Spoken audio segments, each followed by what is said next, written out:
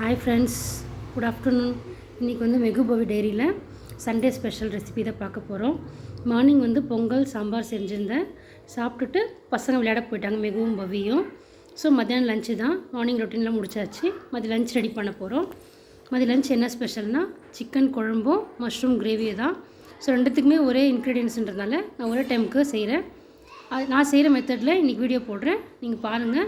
இந்த மாதிரி உங்களுக்கு பிடிச்சிருந்தாக்கா நீங்களும் ஃபாலோ பண்ணுங்கள், உங்கள் ஃப்ரெண்ட்ஸுக்கு ஷேர் பண்ணுங்கள்.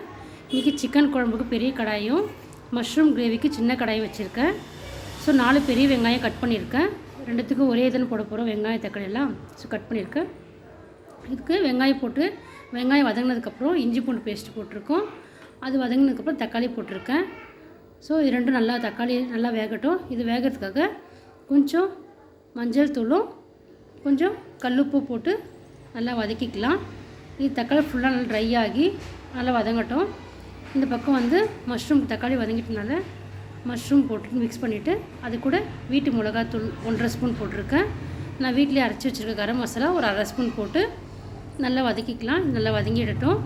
ஃபஸ்ட்டு அந்த மஷ்ரூம் போட்டு நல்லா, அது நான் வீடியோ எடுக்கல, கொஞ்சம் வேலை இருந்தால் எடுக்க முடியாமல் போயிடுச்சு. அந்த மஷ்ரூம் தண்ணியில் இறங்கி நல்லா வதங்கினதுக்கப்புறம் தான் மிளகாத்தூள் எல்லாம் மிக்ஸ் பண்ணியிருக்கேன். இது நல்லா வேகட்டும். இது வேகிறதுக்கு நான் கொஞ்சமாக தண்ணி ஊற்றிருக்கேன், ஒரு 1/2 ஸ்பூன் தண்ணி.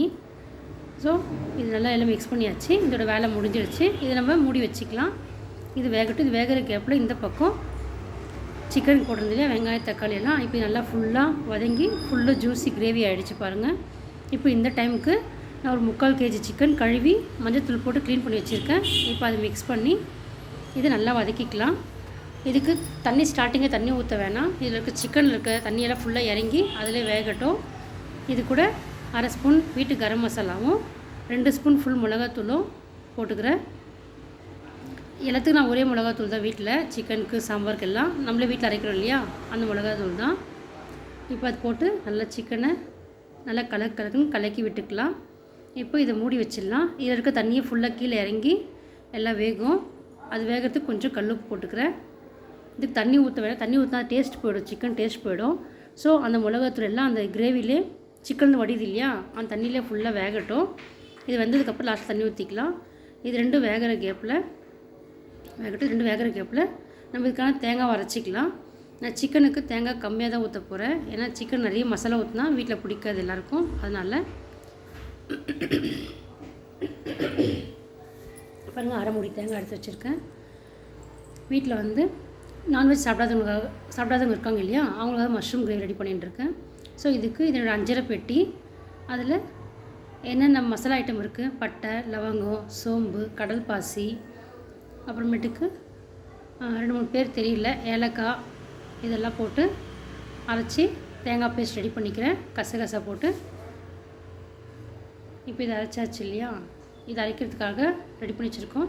இதை அரைச்சிட்டு இப்போ மஷ்ரூம் கிரேவி நல்லா வெந்து கிரேவி ஆகிடுச்சு. இது கூட அரைச்சி வச்சுருக்க தேங்காவை கொஞ்சம் எக்ஸ்ட்ரா ஊற்றிருக்க தேங்காய் பால் இதில். இந்த சிக்கனுக்கு நான் கம்மியாக தான் ஊற்ற போகிறேன்.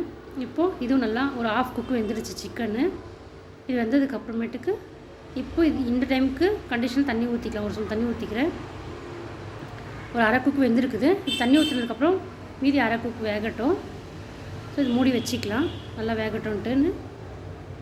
ஒரு பக்கம் ரைஸ் வச்சு வந்துட்டுருக்கு. இன்றைக்கி சண்டே இல்லையா, இது வேகிறதுக்கு எப்படி நான் கிச்சன்லாம் க்ளீன் பண்ணி எல்லாம் பண்ணிட்டுருக்கேன். ஸோ இப்போ கொஞ்சமாக தேங்காய் பால் ஊற்றிருக்கேன் சிக்கன் குழம்புக்கு. ஏன்னா நிறைய தேங்காய் ஊற்றினா வீட்டில் இருக்கவங்களுக்கு தான் பிடிக்காது. அதனால் இப்போ மஷ்ரூம் கிரேவி ஃபுல் ரெடி ஆகிடுச்சு. இதை வேறு ஒரு பவுலுக்கு மாற்றிக்கலாம். கொத்தமல்லி தூவிட்டு இறக்கி வச்சுக்கிறேன். பொங்கலுக்கு ரொம்ப ஹெவியாக சாப்பிட்டதுனால சிக்கன் மட்டனு ரொம்ப ஹெவியாக சாப்பிட்டோம். ஸோ நாங்கள் நான்வெஜ் நிறைய விரும்பி சாப்பிட மாட்டோம். அதனால் இன்றைக்கி நான் சிம்பிளாக தான் செஞ்சுக்கிறேன், சிக்கன் மட்டும் தான். ஸோ நிறைய வெரைட்டி செய்யலை. நம்ம எப்போவுமே சிம்பிளாக ஒரு ஐட்டம் தான் செய்வோம், 4-5 வெரைட்டி செய்கிறதில்ல.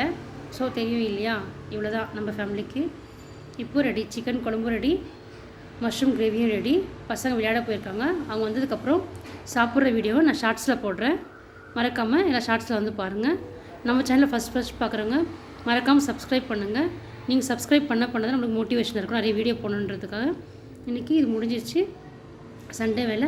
இது சமைக்கும் போதே கூடவே கிச்சனை க்ளீன் பண்ணி கழுவி கிச்சனும் ரெடி பண்ணியாச்சு. ஸோ 12 o'clock வேலை முடிஞ்சிடுச்சு. எல்லாருக்கும் பாய், ஹாப்பி சண்டே.